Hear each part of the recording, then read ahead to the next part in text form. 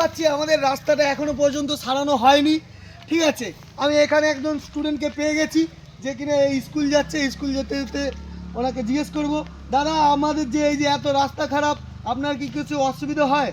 হ্যাঁ, অসুবিধা হয়, ওই জন্য তো আমি মোটর বোতল নিয়ে যাচ্ছি। ও মাই গড, এই ছেলেটা কথা বলছে দেখছি।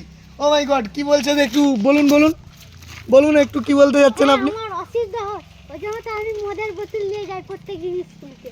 ও মাই গড, ওই জন্য এত মদের বোতল নিয়ে স্কুল যাচ্ছ? আপনি কোন স্কুলের ছাত্র দাদা? ও মাই গড,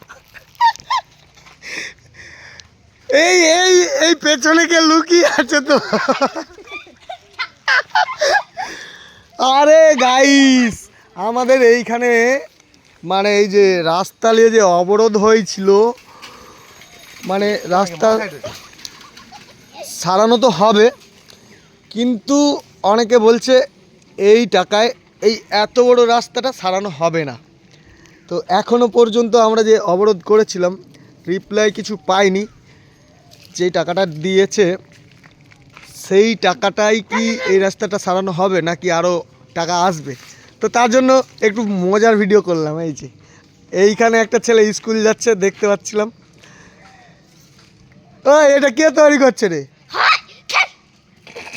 কালী পূজার জন্য এরা সব এইসব তৈরি করে বেড়াচ্ছে। ঠিক আছে।